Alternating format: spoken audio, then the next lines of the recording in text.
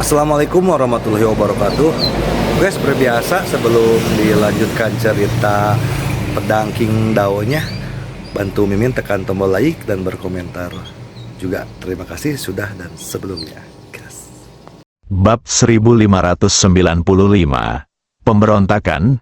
Di tengah perjalanan, beberapa orang kuat dari keluarga Jun tidak dapat membayangkan bahwa Jun Yu akan tiba-tiba menyerang Ye Guan, dan targetnya adalah Siming Mansion, karena Ye Guan tinggal di Siming Mansion. Jun Yan memahami ide Jun Yu untuk mengambil tindakan, karena selama kurun waktu ini, dia telah menyadari bahwa ada sesuatu yang salah. Sejak kejadian itu sampai sekarang, Candi Induk tetap sunyi senyap, sungguh tidak lazim. Jika mereka tetap diam sebelumnya, mereka tidak akan banyak memikirkannya. Tetapi sekarang, kuil utama tidak hanya tetap diam, tetapi juga mempercayakan Nan Xiao dengan tugas penting. Maksudnya itu apa? Ini berarti bahwa para dewa utama di kuil utama telah sepenuhnya berdiri di pihak Nan Xiao. Tidak hanya itu, saat ini, Nan Xiao kemungkinan besar akan menjadi dewa utama berikutnya. Begitu Nan Xiao menjadi dewa-dewa berikutnya, itu akan sangat merugikan keluarga Jun. Oleh karena itu, keluarga Jun harus mengambil tindakan sekarang. Tetapi dia juga tidak menyangka bahwa Jun Yu berani memimpin mereka untuk menyerang Siming Mansion secara langsung. Istana Siming yang melambangkan kuil para dewa. Jun Yan tidak dapat menahan diri untuk tidak menatap Jun Yu yang berada di depan dengan cemas. Namun Jun Yu tidak menjelaskan apapun, di matanya, yang ada hanya ketenangan. Setelah terdiam sejenak, Jun Yan menarik kembali pandangannya. Dia akhirnya memilih untuk percaya pada Jun Yu. Semenjak Jun Yu mengambil alih kekuasaan di keluarga Jun, kekuasaan keluarga Jun berkembang dengan cepat. Kemampuannya benar-benar tidak diragukan lagi. Yang membuatnya bingung adalah di mana Jun Yu menemukan begitu banyak orang misterius dan berkuasa. Kelompok itu bergerak sangat cepat dan tiba di Siming Mansion dalam sekejap. Karena mereka harus mengawasi keluarga bangsawan dan sekte di daerah kumuh, saat ini jumlah penjaga di Siming Mansion sangat sedikit, hanya puluhan orang. Ketika mereka melihat orang-orang kuat dari keluarga Jun, para penjaga Siming Mansion juga kebingungan. Apa yang akan dilakukan orang-orang ini? Seorang komandan yang dipimpin oleh Siming Mansion melihat ada sesuatu yang salah dan segera berdiri. Dia menatap keluarga Jun dan yang lainnya dengan dingin dan berteriak, "Kalian akan memberontak." Pada saat ini, pria berpakaian hitam yang memimpin Jun Yu tiba-tiba menghilang dari tempatnya.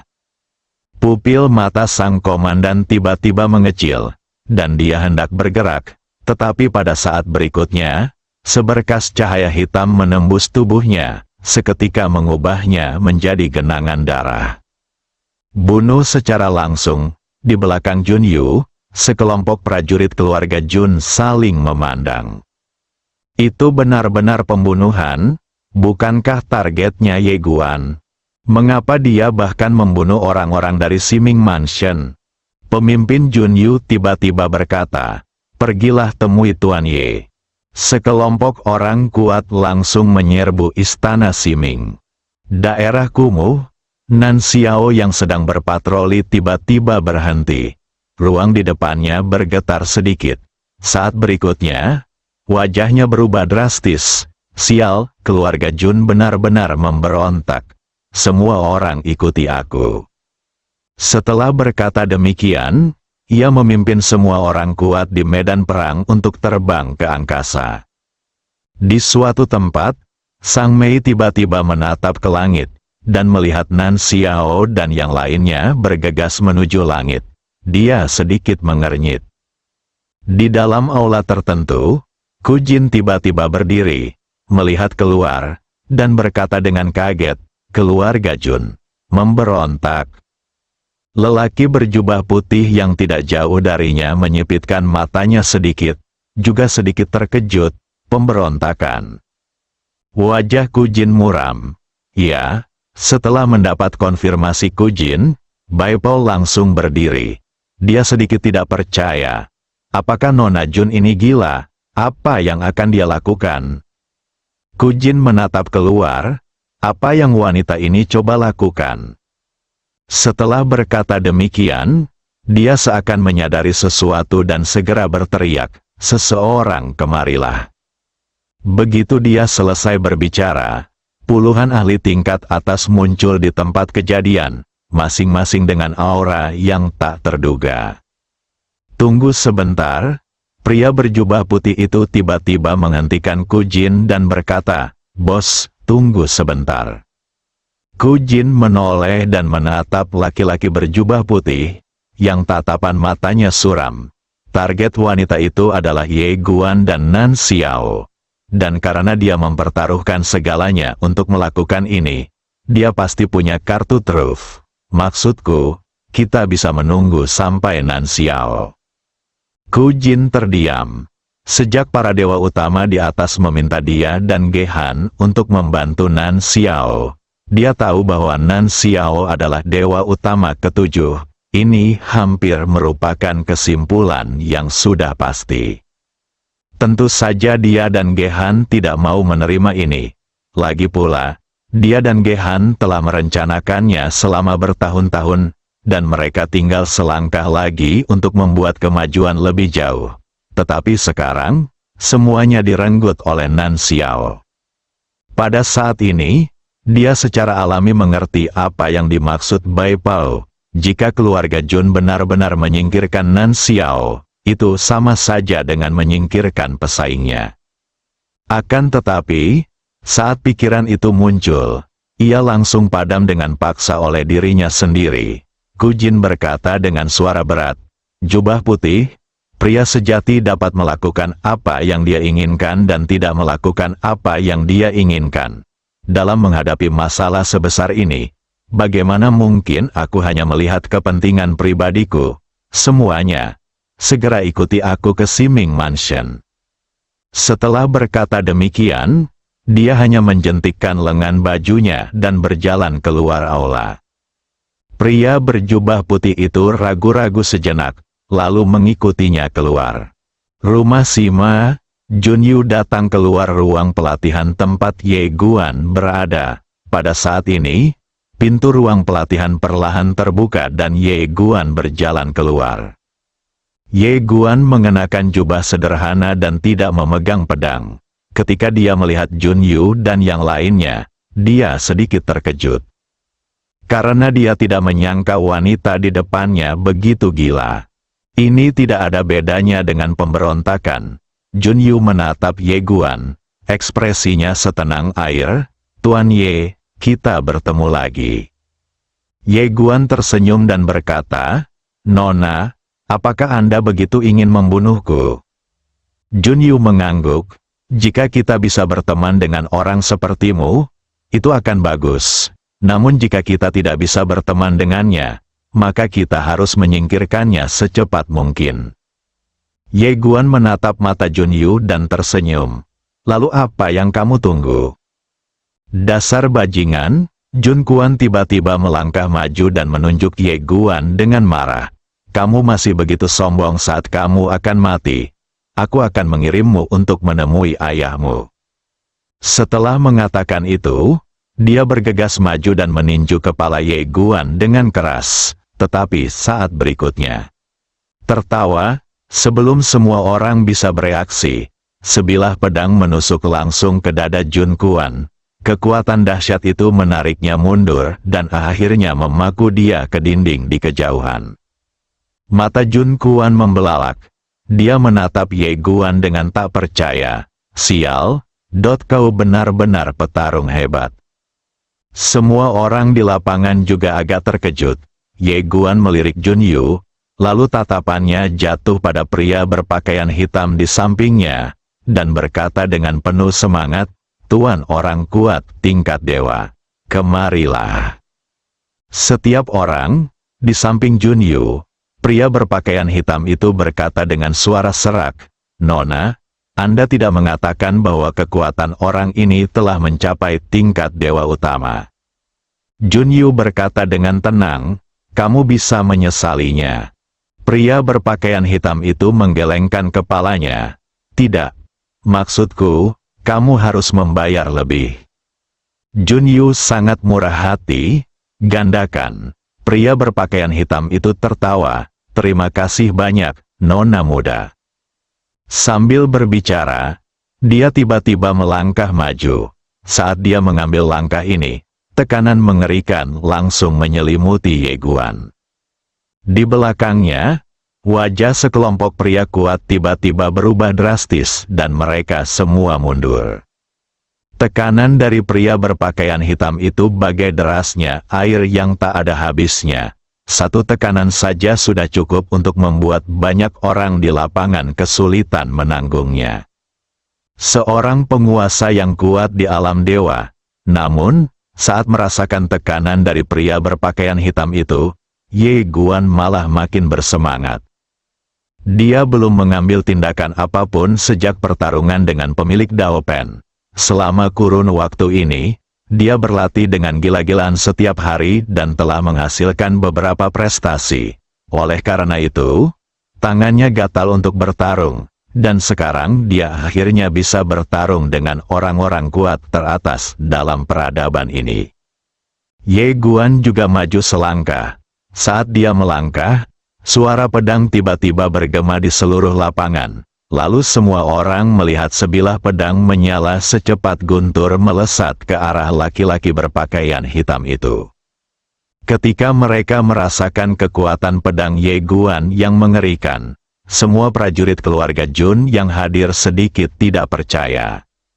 Mereka tidak pernah menyangka bahwa Ye Guan begitu kuat hingga dia mampu bersaing dengan seorang guru kuat di alam dewa. Jun Yumu, yang memimpin, ternyata tenang sekali. Tak jauh dari situ, pedang Ye Guan merobek aura dan tekanan pria berpakaian hitam itu, dan pedang itu langsung masuk dan menebas pria berpakaian hitam itu. Melihat pedang Ye Guan datang, pria berpakaian hitam itu memiliki kilatan kejutan di matanya, menarik. Saat dia berbicara, tubuhnya tiba-tiba menjadi ilusi. Tiba-tiba, tanda aneh dan padat muncul di pedang Ye Guan. Saat rune itu muncul, kecepatan pedang Ye Guan langsung melambat. Pada saat yang sama, seluruh pedang mulai terkorosi. Ye Guan tiba-tiba melangkah maju, dan cahaya pedang melintas di bawah kakinya. Dalam sekejap, dia membunuh pria berpakaian hitam itu dengan pedang. Lelaki berpakaian hitam itu tertawa aneh. Lalu tiba-tiba mengangkat tangan kanannya dan menekan keras. Dengan tekanan ini, rune hitam yang tak terhitung jumlahnya keluar dari telapak tangannya dan menenggelamkan Ye Guan dalam sekejap. Rune hitam itu seperti rantai besi, melilit Ye Guan satu demi satu. Aura kematian dan korosi kuno menyebar dari langit dan bumi. Ketika orang-orang kuat di sekitar merasakan aura kematian dan korosi ini, wajah mereka berubah drastis dan mereka semua mundur. Meskipun kebanyakan dari mereka hanya berjarak satu alam dari para dewa yang berkuasa, alam ini merupakan pembeda antara langit dan bumi. Berdengung, pada saat ini, suara pedang tiba-tiba terdengar dari lapangan, dan kemudian, di mata semua orang yang tercengang, rune hitam itu langsung dihancurkan oleh cahaya pedang, dan kemudian, cahaya pedang keluar dengan ganas dan langsung menuju ke pria berpakaian hitam itu. Pria berpakaian hitam itu menyeringai, kau cukup mampu. Setelah berkata demikian, dia mengangkat tangannya dan kemudian menekannya perlahan ke bawah. Ledakan, area ruang waktu tempat dia dan Ye Guan berada mulai mendidih. Kemudian, Ye Guan ditekan di tempat dengan pedangnya. Di bawah tekanan misterius yang mengerikan ini, cahaya pedang Ye Guan benar-benar mulai mati sedikit demi sedikit. Ye Guan tiba-tiba menggoyangkan tangan kanannya, dan dengan suara pedang berdenting, pedang di tangannya langsung menghancurkan tekanan misterius di lapangan. Ye Guan perlahan mengangkat kepalanya dan menatap pria berpakaian hitam itu. Sambil terkekeh, Dao Agung menekan, "Dao-mu tidak bisa menekanku." Ya, pria berpakaian hitam itu menatap Ye Guan. "Kemarilah, biarkan aku melihat seberapa jahatnya dirimu." Setelah berkata demikian, dia tiba-tiba menghilang dari tempatnya. Bab 1596, Bunuh di tempat. Melihat Dao besarnya sendiri sama sekali tak mampu menekan Dao Ye Guan. Lelaki berbaju hitam itu akhirnya mulai menganggap serius Ye Guan. Karena jika ia tak mampu menekan Dao besar Ye Guan, itu artinya alam Dao besar pendekar pedang di hadapannya itu tidak lebih rendah darinya. Bertemu lawan, dia tidak lagi memandang rendah orang itu, dan melangkah maju, menghilang dari kerumunan. Dan saat dia menghilang dari tempatnya, ruang dan waktu di sekitar Ye Guan tiba-tiba retak, dan kemudian, rantai rune misterius terbentang dari ruang dan waktu yang retak dan langsung menuju ke arah Ye Guan. Melihat rantai ini, Ye Guan tampak tenang. Dia menggoyangkan pergelangan tangannya dan cahaya pedang bersinar bagai air terjun. Begitu kedua kekuatan bersentuhan, ledakan mengerikan bergema di seluruh lapangan. Tidak jauh dari sana, di samping Jun Yu, Jun Yan berkata dengan suara yang dalam 10 tarikan napas, Nan Xiao dan yang lainnya akan dapat bergegas kembali. Kita tidak dapat membuang waktu lagi. Jun Yu menatap Ye Guan, "Kalau begitu, ayo pergi bersama." "Ayo berangkat bersama." Setelah menerima perintah Jun Yu, sekelompok prajurit keluarga Jun dan yang dibawa oleh orang-orang berpakaian hitam bergegas langsung menuju Ye Guan. Pertarungan kelompok di kejauhan, melihat segerombolan pendekar keluarga Jun datang untuk membunuhnya, Ye Guan tertawa, "Apa yang perlu ditakutkan jika mereka semua berkumpul?" Begitu dia selesai bicara, dia langsung menebas balik orang kuat alam dewa-dewa itu dengan pedangnya. Kemudian, dia tiba-tiba menebas secara horizontal. Dengan kilatan cahaya pedang, semua orang kuat keluarga Jun langsung terpental, dan beberapa orang kuat terkemuka keluarga Jun tewas seketika di tempat. Pada saat ini, orang-orang kuat yang datang untuk mengepung Ye Guan tiba-tiba ketakutan. Pembudidaya pedang, seorang pembudidaya pedang di tingkat dewa. Ye Guan berdiri sambil memegang pedang, tampak seperti anggrek ramping, dengan tatapan mendominasi di antara kedua alisnya. Dia menatap pria berpakaian hitam di kejauhan, matanya menunjukkan kegembiraan, "Mengapa kamu menyembunyikan kekuatanmu? Ayo, gunakan semua kekuatanmu. Biarkan aku merasakan perasaan bahaya. Aku sudah lama tidak merasakan hal ini." Zhong Xin, pria berpakaian hitam itu menatap Ye Guan. "Aku benar-benar meremehkanmu. Beraninya kau bertekad untuk menjadi tak terkalahkan, dan bertindak sejauh itu, kau layak menjadi." Setelah mengatakan ini, dia berhenti berbicara. Ye Guan tidak mengatakan apapun. Dia menarik napas dalam-dalam dan berkata dengan lembut, "Sang Mei benar. Hidup adalah tentang terus-menerus menantang diri sendiri dan menempatkan diri dalam periode yang menyakitkan. Meskipun perasaan tak terkalahkan ini menyegarkan, saya selalu merasa ada sesuatu yang hilang." Zhong Xin tiba-tiba berkata, "Aku pernah mendengar Xiao Ta berkata sebelumnya bahwa kamu hanya tampan selama 3 hari. Kan?" Ye Guan, pada saat ini, pria berpakaian hitam itu tiba-tiba merentangkan kedua telapak tangannya, dan sebuah jimat hitam tiba-tiba muncul di telapak tangannya. Senjata Tao yang terbaik, pria berpakaian hitam itu perlahan menutup matanya, dan jimat hitam itu mulai terbakar. Pada saat yang sama, ruang dan waktu di sekitar Ye Guan secara aneh berubah menjadi lautan api. Menghadapi lautan api aneh ini, Ye Guan tidak takut sama sekali. Dia memegang pedang secara horizontal, dan cahaya pedang muncul. Semua api tidak dapat mendekatinya. Di kejauhan, lelaki berpakaian hitam itu tiba-tiba berkata, "Hancurkan." Begitu dia selesai berbicara, jimat yang menyala di tangannya tiba-tiba berubah menjadi api dan menyerbu ke arah Ye Guan. Kemanapun api itu lewat, waktu dan ruang tidak mampu menahannya dan langsung menyatu.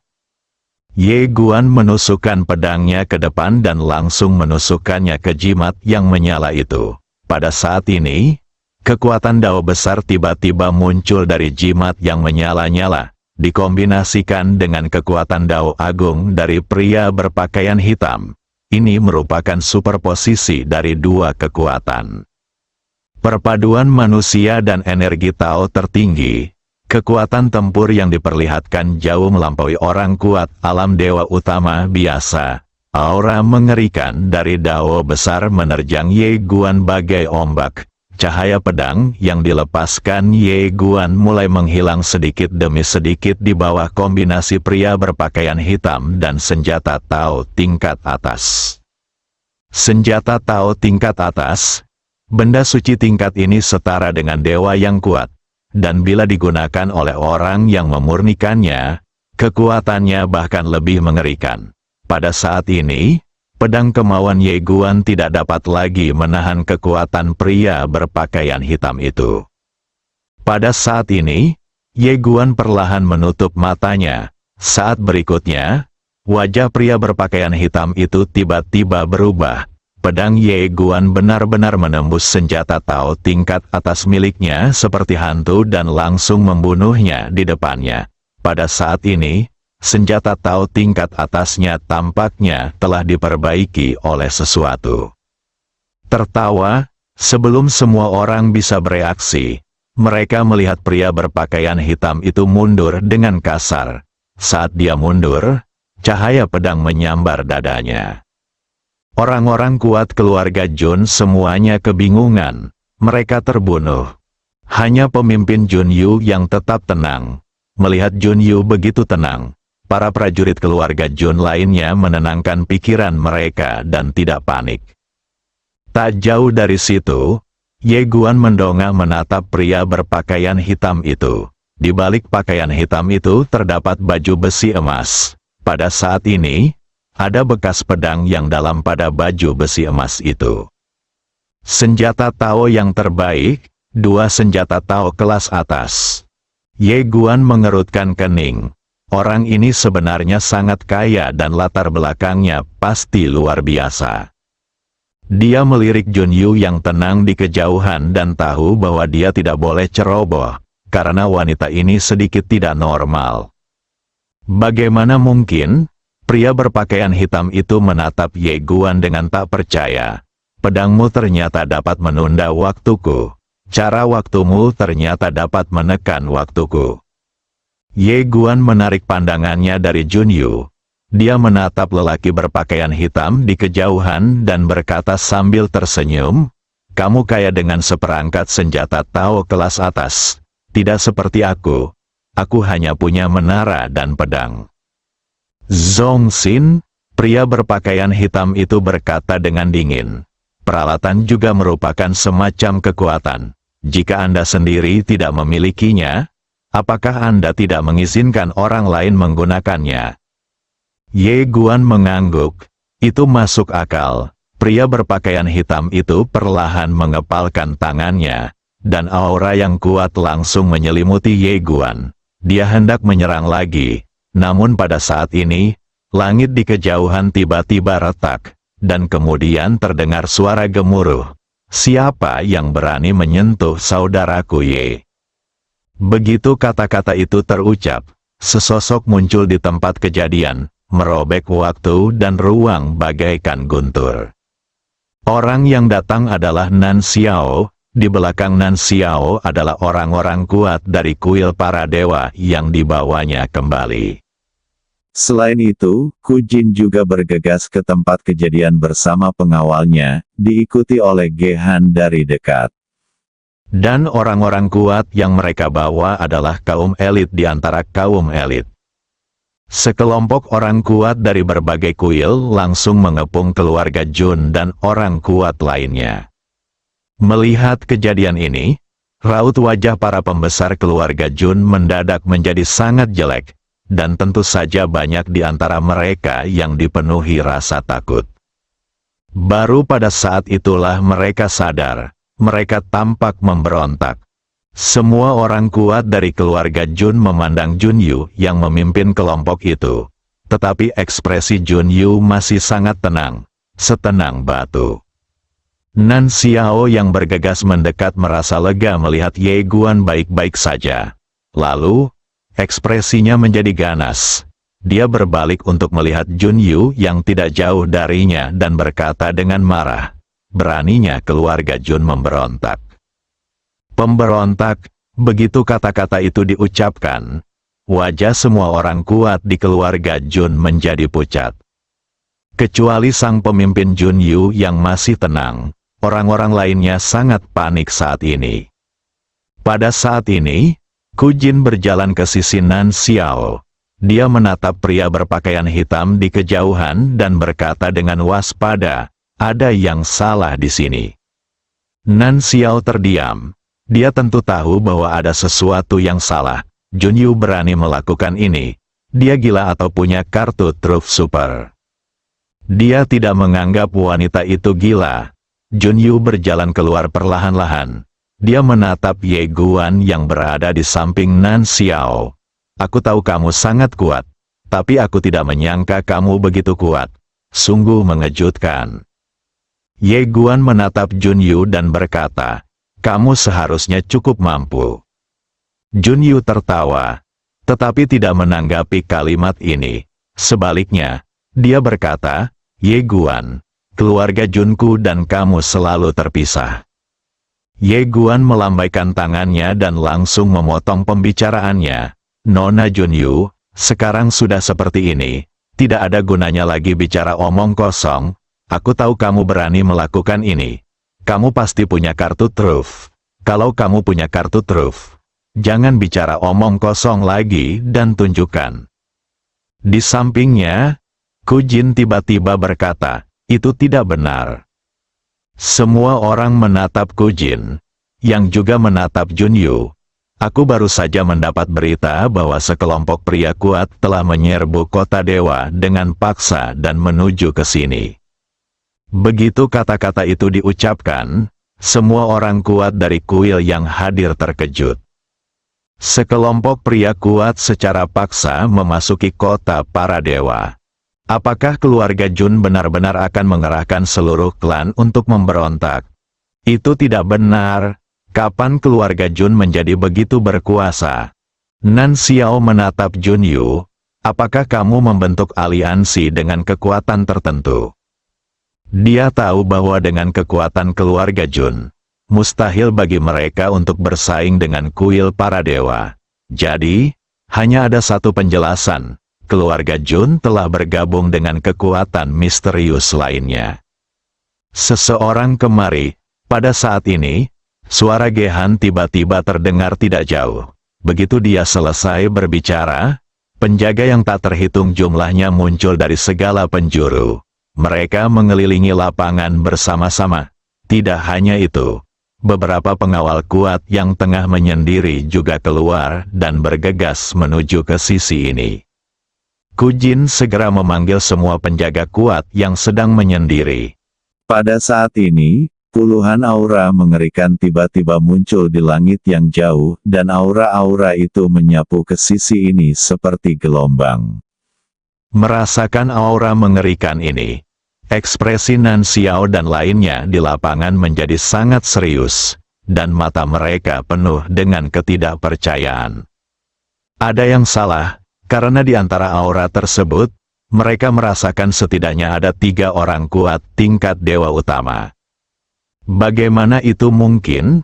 Tak lama kemudian, puluhan pria berpakaian hitam muncul di tempat kejadian. Mereka muncul di belakang pria terdepan berpakaian hitam, berdiri bagaikan lembing, memancarkan aura mengerikan dan tajam. Nan Xiao menatap pemimpin berpakaian hitam itu dan berkata, "Beraninya kau memberontak secara terbuka, ini." Pria berpakaian hitam yang memimpin tiba-tiba memotongnya dan melambaikan tangannya, bongkar. Saat suara itu berakhir, dia dan sekelompok pria berpakaian hitam di belakangnya tiba-tiba melepaskan pakaian hitam mereka, memperlihatkan baju besi emas gelap di bawahnya. Itu semua adalah senjata Tao. Pria berpakaian hitam terkemuka mengeluarkan sebuah token dan mengarahkannya ke Nan Xiao. Sambil berteriak, "Saya Xiao Yuan, Komandan Pengawal Dewa Kuil Dewa Pusat. Mengikuti perintah dari penguasa Kuil Dewa Pusat, saya menegakkan hukum di seluruh wilayah untuk memburu penghujat Ye Guan. Siapapun yang mencoba menghentikan saya akan dibunuh di tempat." Lapangan itu sunyi senyap. Di jajaran para dewa, penegakan hukum lintas regional bersambung.